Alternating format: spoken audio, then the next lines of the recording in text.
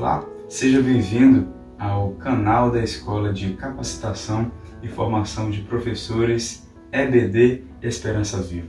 Este canal que creio eu que está no coração de Deus, um canal abençoador de vidas que virá com informações, trará todas as respostas para as suas dúvidas e resolver as questões que talvez tenha tirado a sua paz. Hoje nós traremos um tema de suma importância, com o que contextualizar os seus estudos, seus sermões ou até mesmo a sua, que é o foco, a sua aula da EBD. Você quer se tornar um ótimo professor, você quer vir ter autoridade sobre o que você está falando. Então vamos lá, pegue o seu papel, a sua caneta, o seu lápis e vamos listar aqui 5 passos fundamentais para que você contextualize de forma sólida a sua aula. Vamos lá? O primeiro passo da contextualização é este: contextualize com algo histórico. Um certo autor diz que a história ou ela é a nossa coveira ou ela é a nossa pedagoga. Quem não aprende com os fatos que aconteceram na história, ele está fadado a cometer os mesmos erros. Vamos lá pegar um assunto que é talvez de liderança. Nós podemos pegar, um exemplo, os dois extremos de uma corda, ou os dois lados da moeda. Vamos lá falar de Hitler e Jesus Cristo. São totalmente o oposto, não é verdade? São totalmente diferentes, cheios de objeções. Mas um ponto em comum eles tinham: ambos eram líderes. Contudo, Hitler, vamos falar um pouco da vida dele, ele era um judeu que cheio de controvérsias. Um judeu, ele tinha sangue judeu, a sua mãe era judia, ele queria ter uma raça ariana. Porventura, na história, vamos ver que ele matou diversos judeus, milhões de judeus, num massacre sem igual, com uma razão sem fundamento. Contudo, ele não era um mestre por excelência, assim como Jesus.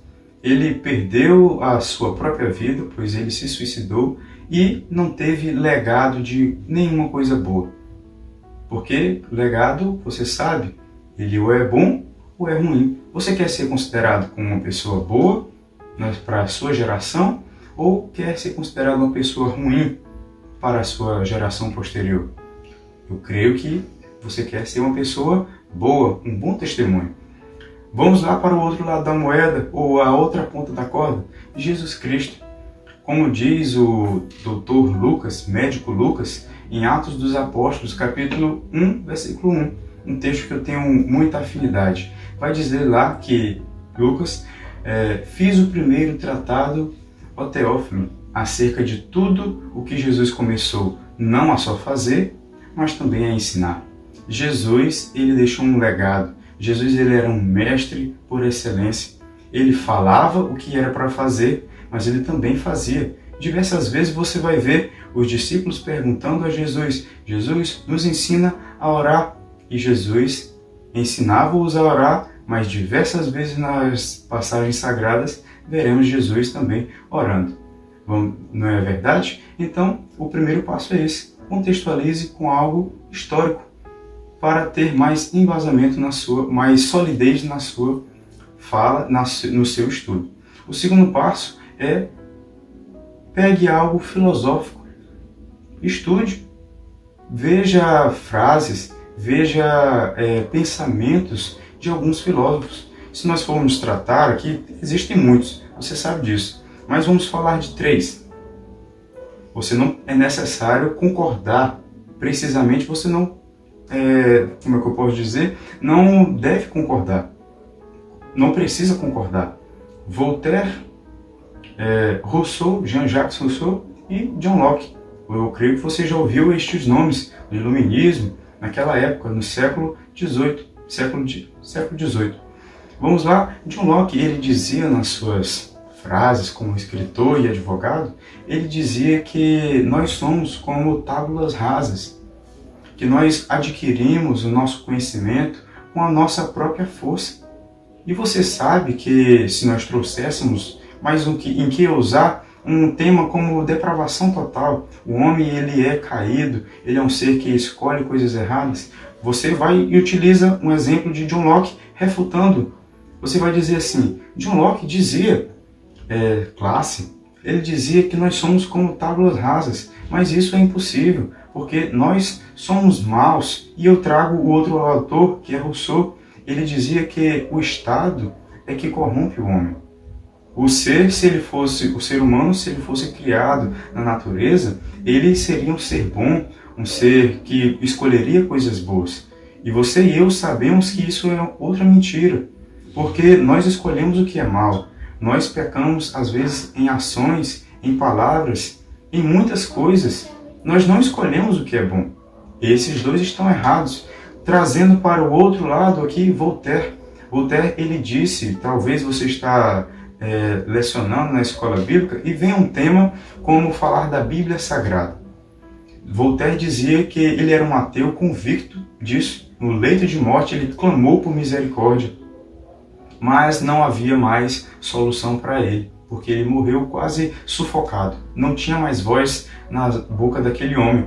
E acontece que ele disse que profetizou, olhe bem, ele profetizou que cerca de 200 anos após a morte dele, a Bíblia, a sua Bíblia, a minha Bíblia, a nossa Bíblia, olha que absurdo, seria extinta, assim como os dinossauros, se é que você acredita que existiu dinossauros ou não, mas seria extinto comparado a um ser colossal, que ninguém mais veria, e se tivesse ela, seria como uma cabeceira ali que ninguém mais procuraria.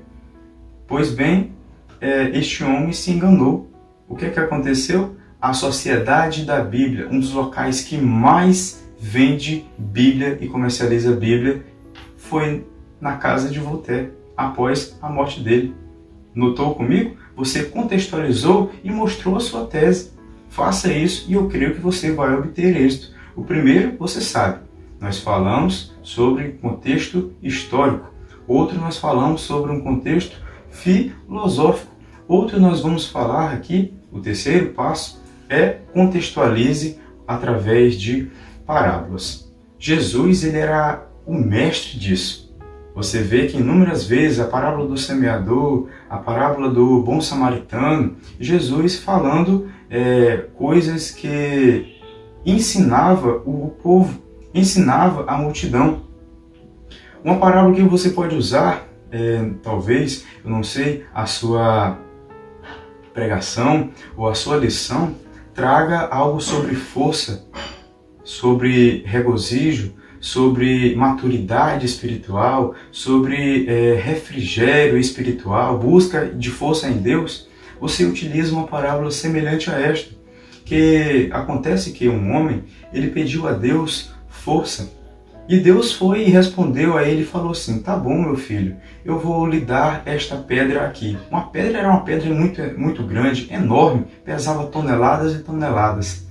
Acontece que este homem empurrou esta pedra cerca de 3 anos. Imagine comigo, 3 anos empurrando uma pedra. Deveria ser muito pesado, não é? Então, este homem, após os 3 anos, sem reclamar, ele só empurrava, só empurrava. Chegou os 3 anos, acontece que aquele homem pergunta a Deus e fala, Senhor, meu Deus, eu empurrei esta pedra e parece que nada mudou. Ela não se movimentava.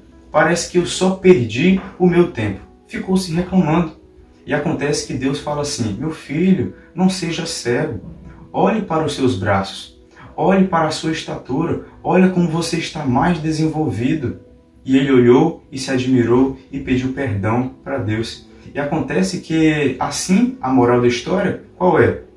É que nós temos lições de vida.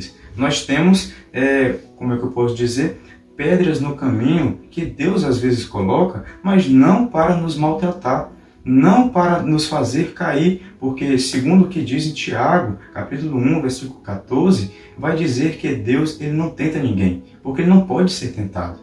Não é assim? Deus ele quer o quê? Fazer que nós sejamos aperfeiçoados.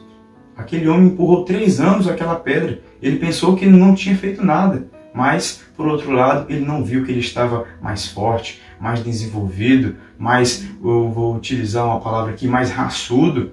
O couro dele já estava forte, não era mais nada que abalava aquele homem. Entendeu? Isso é uma contextualização através de parábola. O que nós podemos dizer mais é o 4º passo. Utilize contexto, uma contextualização pessoal. Talvez você já passou, como eu disse aqui, lições de vida, já passou por algum problema semelhante ao tema que você está enfrentando. Seja o seu tema família. Vamos lá, família. A sua EBD ou a sua pregação, o seu sermão vai falar sobre família. Você pode dizer o quê? Por exemplo, eu conheço alguém que já veio trazer um certo problema para mim e ele falou da seguinte forma: eu percebi que muitos dos meus amigos, eles quando tinham pais separados, tinha uma gama enorme, uma grande quantidade de chance dele ir para o mundo das drogas, ou ele ir cometer um aborto prematuro, sexo antes do casamento e várias coisas ilícitas. Não terminar o ensino médio, não fazer um curso profissionalizante, não trabalhar e assim por diante. Isso é o quê? Uma contextualização pessoal, e você vai contrariar isso e fala: olha, é necessário na nossa família ter paz, por mais que sejam pais separados, é necessário ter paz, porque não é a paz que vem de nós, mas a paz que vem de Deus. É Deus que nos capacita, é Deus que é o Deus da obra, é o Deus que ele nos dá refrigério, apesar de até mesmo os nossos pais nos esquecerem, porque diz isso em Salmos, que pode até o pai esquecer o seu filho, mas Deus jamais nos abandonará. E o que é aqui o próximo passo? O seu embasamento bíblico. Contextualize o seu sermão ou a sua fala durante o seu lecionamento na EBD, embasando o que você fala. John Piper, um importante teólogo que eu tenho um grande apreço por as suas obras, ele vai dizer que tudo que nós falarmos da Bíblia Sagrada é importante a gente falar o texto onde está localizado. Não, uma coisa que está no mundo afora é uma coisa chamada fake news. Muitas pessoas não olham a fonte. É importante olhar a fonte, porque você vê a veracidade, você vê se aquilo de fato é uma verdade. Não é assim? Na Bíblia Sagrada é da mesma forma. Quando você der aula, você vai falar, por exemplo, de caminho. Qual caminho nós devemos seguir? Nós devemos, você e eu sabemos que é Jesus. Mas aonde é que diz isso? Aí você vai falar, porque na Bíblia Sagrada diz, em João capítulo 14, versículo 6, Jesus ele diz: eu sou o caminho, eu sou não apenas o caminho, mas eu também sou a verdade. Eu não sou apenas o caminho, nem somente a verdade, mas eu também sou a vida. Isso dará mais confiança, como eu disse aqui em vídeos passados, uma coisa chamada gatilho mental da reciprocidade e da confiança. Interligados ali, você falando para o seu público que está lhe ouvindo, que está prestando atenção à referência bíblica, ele vai dizer consigo mesmo, talvez para você também, em outra oportunidade: meu Deus, o meu professor, ele sabe de Bíblia, ele conhece a história, nossa, ele é um bom estudioso, eu gosto de aprender com ele, porque ele lê bastante. E é isso já aqui um bônus para você, todo especial, você que ficou até aqui, leia bastante, leia a sua Bíblia, leia livros diante da sua... Se você vai falar sobre liderança, leia importantes autores que falem sobre liderança. Se você vai falar sobre força, leia as cartas de Paulo, leia